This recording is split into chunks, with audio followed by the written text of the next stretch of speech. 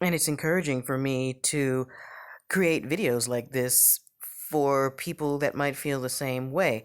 I don't know how I'm going to title this because, quite frankly, it's just spot on. And I've been watching a couple of videos between this and Glenn Beck, and I'm going to play a little bit of this. I got to get it to the right point.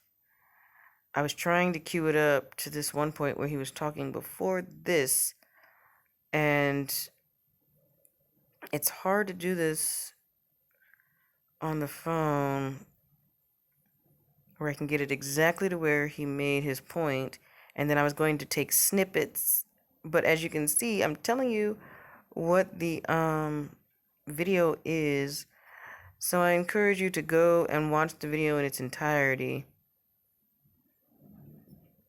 because it is good stuff. Let me just tell you that.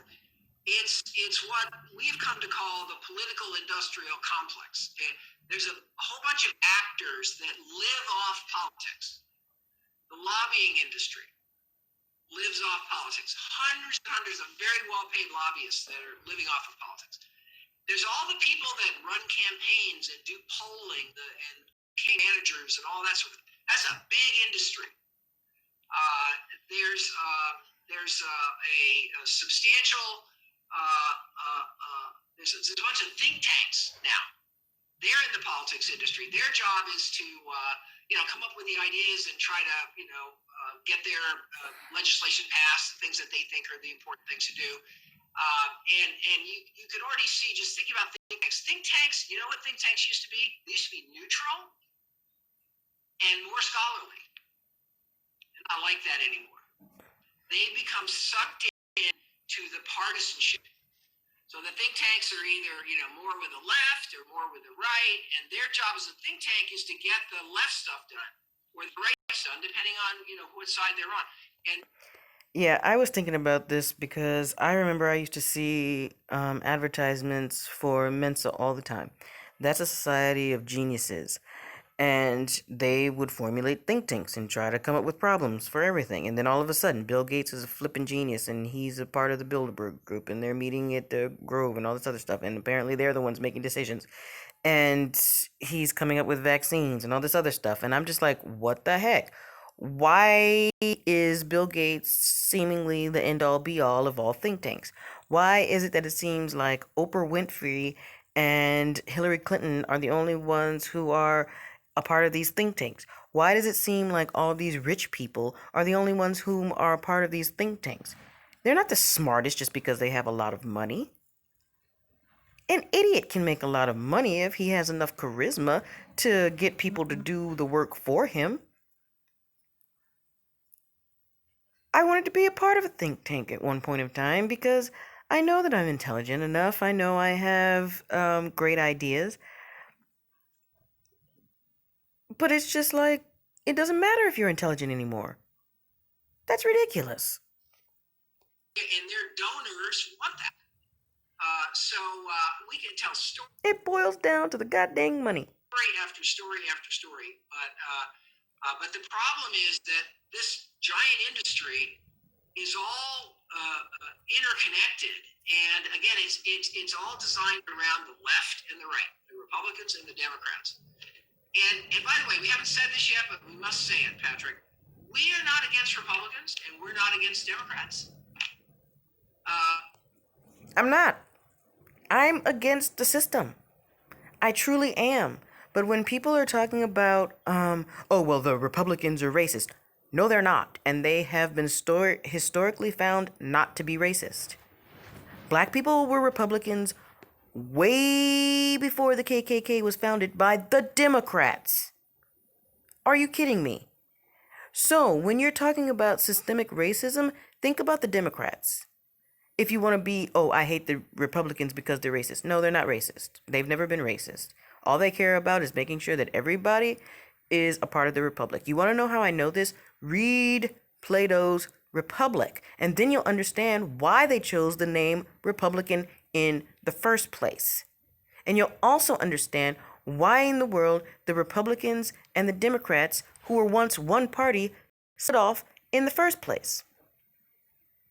There used to be the Democratic Republic or the Republican Democratic Party. Go to a dictionary and look up the definition of those terms. I still go back to my history a long time ago. The ideology is perfect on paper, but as you introduce human beings, it all goes to crap. We don't think that these are bad people, but we think what's happened is that it's this competition that's been created. It's this way of competing. It's this way of structuring the industry that is perverting our democracy, and we've got to change that. And I think a lot of people in Washington would really like to be able to pass legislation that we really need. I agree. I think a lot of people agree. I mean, what were we looking at? The problem solvers caucus right now? There's a group of people that came together in a bipartisan way and we're like, okay, well, this is what needs to get done. But for some reason, it's not getting done. Nobody's drafting the bill. Nobody's talking about how they can implement what the problem solvers caucus came up with. They're the problem solvers. They were like, this is the problem. Let's fix it. This makes everybody happy. But nobody wants to do it because of politics. You want to make Donald Trump look bad. You want to get Biden elected. Why? We don't even want Joe Biden. He's crap.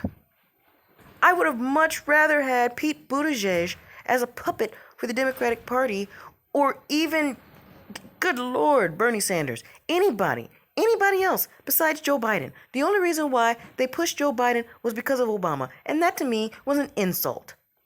Are you kidding me? I think so. I think a lot of people are frustrated by it. We know that partly from history, and I don't want to get too far afield, but back in about 1890, in the United States of America, we had the same kind of mess that we have today. Yep. See those fat cats? That's the money behind politics, and it's only getting worse. Like I said, the people with the money are meeting behind closed doors, and they're making decisions for the people. Why are we going through the act of voting? It's the illusion of transparency. I was watching a video about Joe Rogan talking to a CIA agent, or a former CIA agent, and he was basically talking about we had to have cover. Yeah, it looks like, we're doing something else, but we're actually spying on your ass. Come on now. Come on. We need to force them. The government is supposed to be the employee of the people. We pay their salaries. And we're allowing them to take excessive amounts of taxes so they can pad their pockets and get paid more and more, while city after city complains about roads and infrastructure issues. Are you kidding me? People are so caught up in all this other superfluous crap, and they're not even thinking about the actual foundation and the solidity and the full function of the government of which is supposed to be protecting them. God, you guys need to think a little bit wider. Tremendously partisan, gridlocked, irrational political system.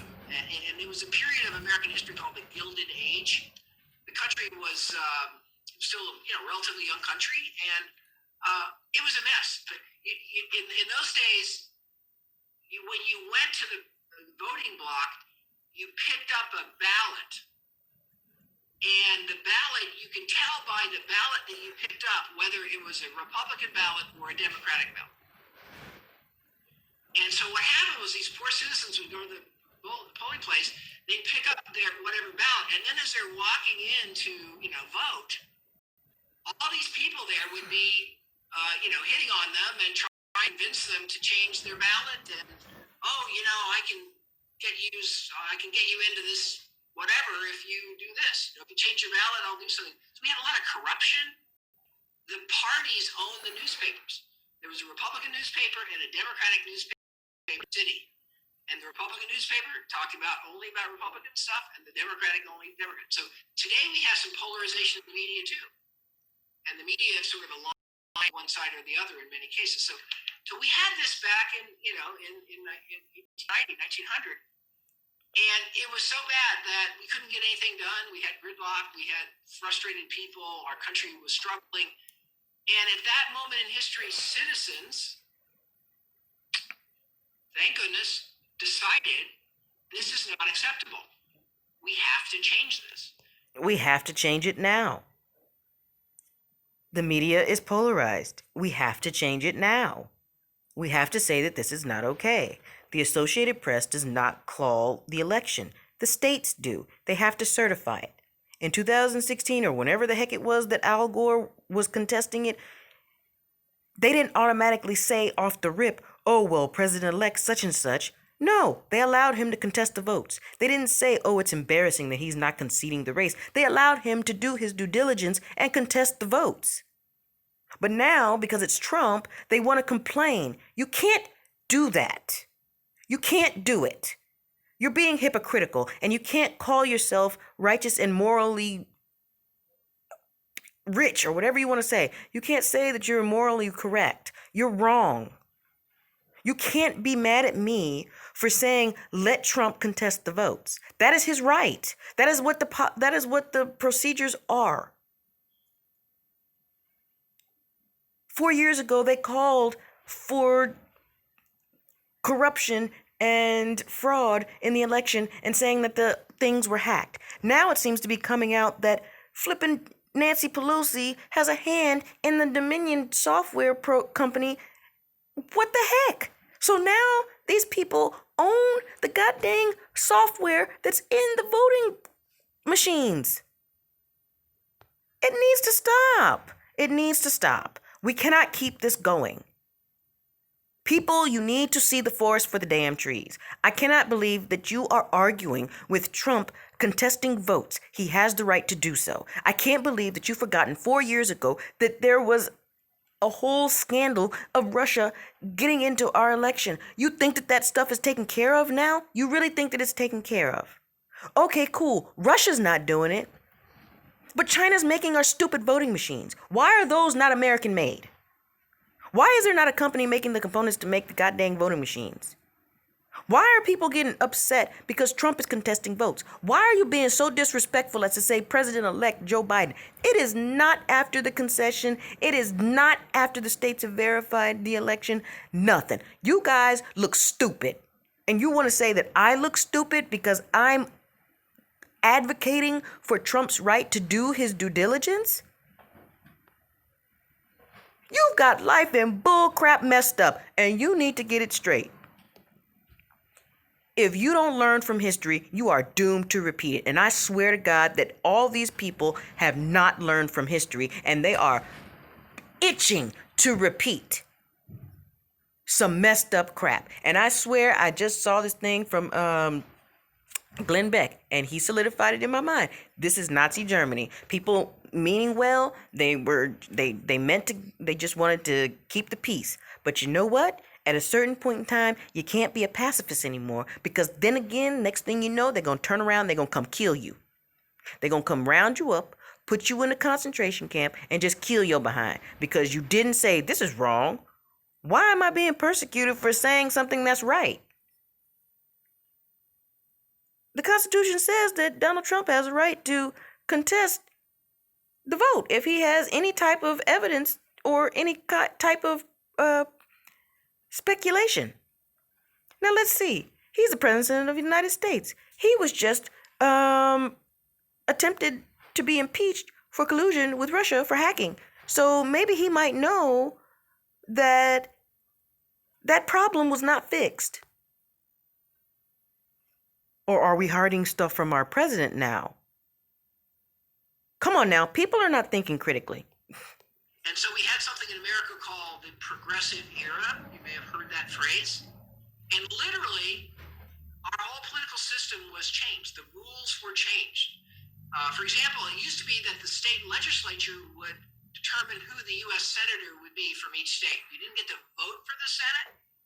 The legislators in the system decided who the senator was going to be. There was all kinds of stuff like that. And one by one, these rules were changed. And now it's time for those rules to change again. I'm going to fast forward here.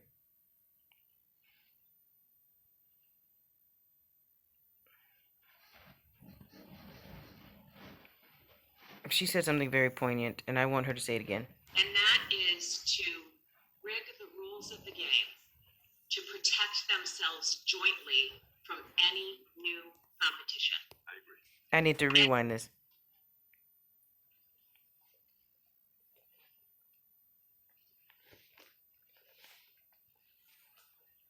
Very low approval rating of Congress, then some entrepreneur, probably you, Patrick, would see this as a phenomenal business opportunity, and you would come in with a new competitor to give the customer what the customer wants.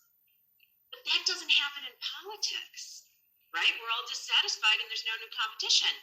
So that's because the system has actually been constructed in a way where the parties, the two sides, have worked together in one particular way super well behind the scenes, which is to construct a system that protects themselves jointly from new competition. And fundamentally, can you say that one more time? You said it very subtly. Can you say that one more time? Very powerful what you just said right there. Yes. So we think Republicans and Democrats don't work together. Behind the scenes, they work very well together in one particular way. And that is to rig the rules of the game to protect themselves jointly from any new competition. Think about how they did Andrew Yang. Think about how they did Tulsi Gabbard. Think about what happened with Joe Jorgensen, Gary Johnson, Ross Perot. Seriously, think about all the fighting that Howie Hawkins had to go through in the 2020 election just to get on a ballot. Joe Jorgensen was the first independent to be on all 50 states' ballots. Have you lost your mind? Why is it so difficult for an independent person to get onto a ballot? But the Democrats and the Republicans are automatically put on those ballots. If they're late, it doesn't matter. We'll give them a little bit of time. They'll get on the ballot. We know they're getting on the ballot. We'll get their paperwork later. We'll even take their paperwork after the election. I'm exaggerating. I don't know that for sure. But quite frankly, I don't ever hear about how difficult it is for a Republican or a Democrat to get on the ballot. But Joe Jorgensen has to fight tooth and nail to get on the ballot. Andrew Yang had to fight tooth and nail to get on the ballot. Tulsi Gabbard was dang near blackballed from politics. Are you seriously paying attention to what's going on in politics? Or are you just so browbeaten by the media's portrayal of Trump's presidency and everything that's been going on with Hillary and the whole Benghazi thing and all these leaked emails and hacked things that you can't figure out what it is that you're really supposed to be fighting? I need to go back and rewind to where she's telling you about the 5 stages and where she got to where she is. Let me see, where is it? It was all the way back in here. There we go.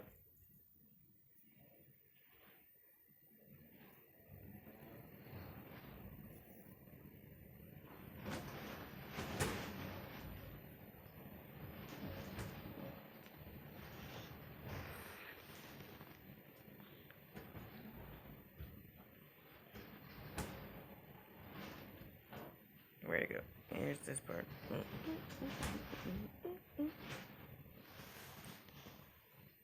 I can't see because my finger's in the way.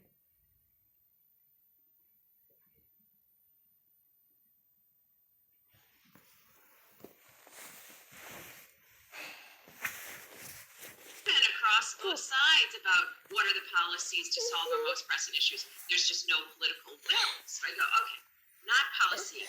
I know I'll get involved in culture.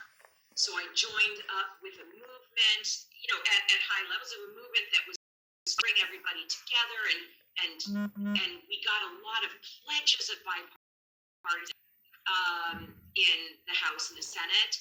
And yet when it came time to vote, the same way. So they say they want bipartisanship, but they don't vote that way. They say, oh, culture's not enough. And then I said, I know.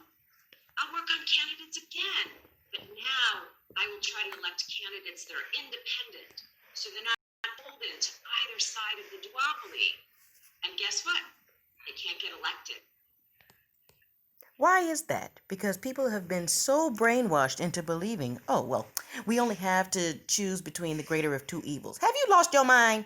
If you don't vote for either Republican or Democrat, then they don't get any votes, you dork. So vote for an independent candidate and you would be just fine. You just don't have the courage to do so. So don't talk to me about, oh, they can't be elected. You have to vote for them in order for them to get elected. Oh my God. And if you do your own research, instead of listening to what people are telling you, I'm sorry, I get very upset about this because it's just like nobody wants to fix the problem, but everybody wants to complain about it. So that was the fourth stage. And finally, as I noted before, I read Mickey Edwards' book in 2013. The light bulb went off. It's a systems problem. I have never looked back. And my grief is all about the system now, but that grief also informs my hope, which is it's not a mystery. The reasons for our dysfunction are clear. They're in the rules and the incentives of the system, and so we have the power to change them.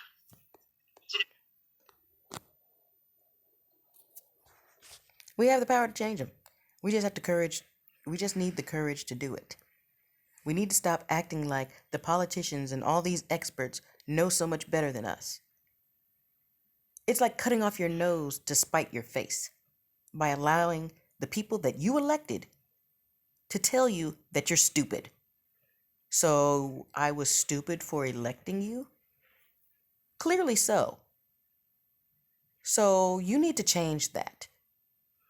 Or are you going to accept the fact that your employee is calling you an idiot? If you had your own business, would you allow your employee to talk to you that way? If you were an employee, would you dare talk to your employer that way for fear of being fired? You do realize that we have the power to vote them out, in essence, firing them. I saw meme after meme about how Trump is fired. Why in the world are you not firing Nancy Pelosi? Why in the world are you not firing Mitch McConnell? You cry about you need a stimulus package. Those two were instrumental in not getting you one. So why in the world did you re-elect them? I just can't. It's the people that are making the problem of the system. It's not just the system that's the problem. It's the people that are feeding it. Period.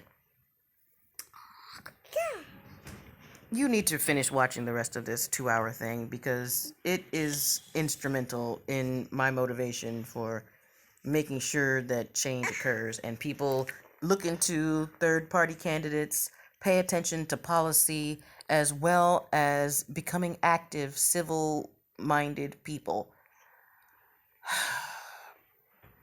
It's well past time, but it's not too late. States can institute ranked choice voting. Citizens need to learn about the Constitution. Seriously, learn about it on your own. There are plenty of books sold on Amazon. Homeschoolers have been doing it for years. Please, let this be a beacon of truth. The information is out there, but are you looking for it, or are you just sitting there complaining and wallowing in your victimhood? You have the power to change. Are you going to?